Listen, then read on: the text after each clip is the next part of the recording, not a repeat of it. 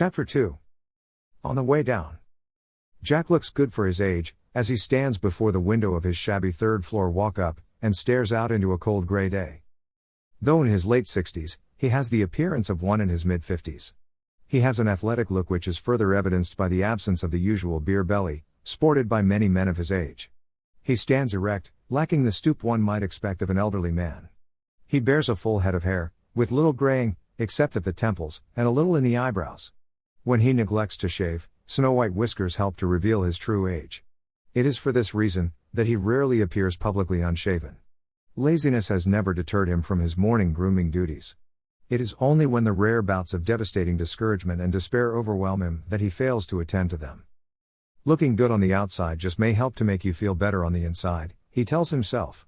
Unfortunately, his self-admonishments don't always work so well. In spite of his attention to his outward appearance, Jack's constant inner voice and his vengeful thoughts continue to wear on him mentally. How did it happen? He thinks to himself for the millionth time. It is rhetorical and he knows the answer. Still it is hard to accept, without stirring up the rage which boils within him. Fearing the angst this repeatedly causes, he chases the thoughts away and continues to stare. Relief is brief, and it again floods his memory. He is right there once again back on that Wednesday morning. He was seated at his desk working. It was approaching 6 o'clock, when the door opened and in walked Mark, his co-worker. "Don't you ever go home?" Jack looked up and replied, "Gotta finish this up." "Why are you here?"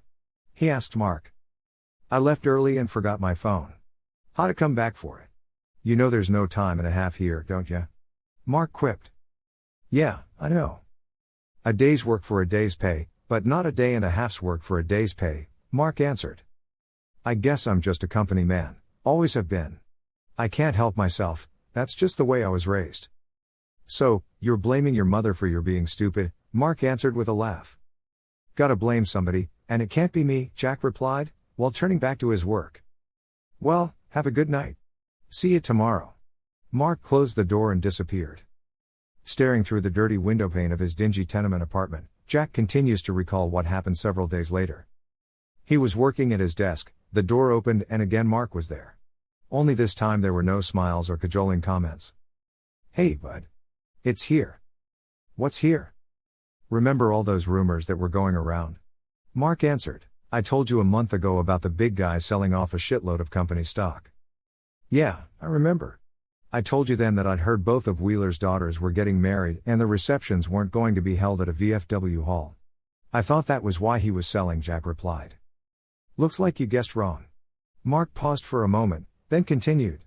"Well, it doesn't make any difference anyway. The feds are downstairs right now. Better start packing." "What do you mean?" Jack asked. "Tyron is belly up. The party's over, bankruptcy. But our stock price is up, and..." As Jack began to stammer in reply, two men in black suits appeared at the door behind Mark, who stepped aside. They entered holding up their badges as one of them explained tersely. "We're sorry to tell you that Tyron has declared bankruptcy. We'll have to ask you to gather your personal belongings. Someone will inspect them at the door on your way out. Thank you for your cooperation." At that, they both turned abruptly and headed to the next office down the hall. Jack slumped back in his chair, startled. An hour later, he walked to his car carrying a paper shopping bag filled with the meager possessions he had salvaged from his desk. He put the bag in the backseat and then got in. Jack just sat clutching the steering wheel in Tyron's nearly empty parking lot. He stared straight ahead in a trance-like daze. At the far side of the parking lot a cat was approaching a large flock of blackbirds. They then soared away from the puddle at which they had been drinking. He watched as they vanished into the distant gray mist. Jack sighed deeply and started the car, before he too vanished into the mist surrounding Tyron. Jack stands solemnly before the closed coffin, while meeting the line of mourners. His daughter Jane stands by his side. "I can't tell you how sorry I am. She put up a long hard fight." "Thanks Arnie," Jack answers. "I'm sorry. I don't know what else to say." "She was a good woman and a wonderful mother, Jane," Jack's daughter replies. A little while later Jack is on the sidewalk, looking back at his daughter who stands in the doorway of his old house. "Do you think you have everything? Look around again just to be sure." "No, I'm sure. I can't take much with me anyway. It's only 3 rooms, you know." She points to a large cardboard box on the doorstep. It is filled with pictures and books. Upon it sits a frame of military medals and decorations. Okay. Grab the box and let's go, she replies. He puts the box into the trunk of her car along with several others, and they both get in. 35 years, gone in a flash. Jack mutters to himself as they drive. What? I was just thinking out loud. He reaches into his coat pocket and pulls out an envelope, which he opens. As he begins to read its unfolded contents, Jane looks over at him. What's that, Dad? Kinda funny. This is the last piece of mail that I get at my house, and it's the last of your mother's medical bills. Do you have enough to pay it? Just as soon as the house closes, I will. Might even have a little bit left over to buy a couple of boxes of cigars, he laughs. Whatever happened to the medical insurance?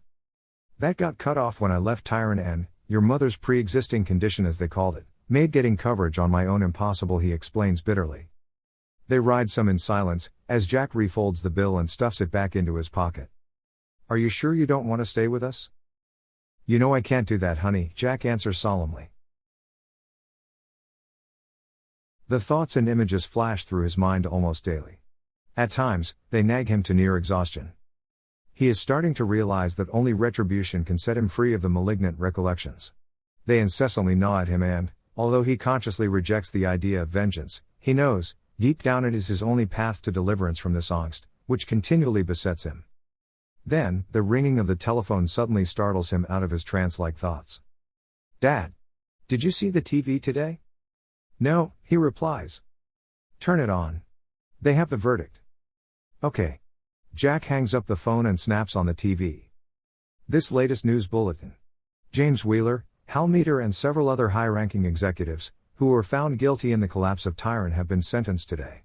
Mr. Wheeler, who has been free on bail for the past year, has been sentenced to 6 months in jail and ordered to pay a $10,000 fine.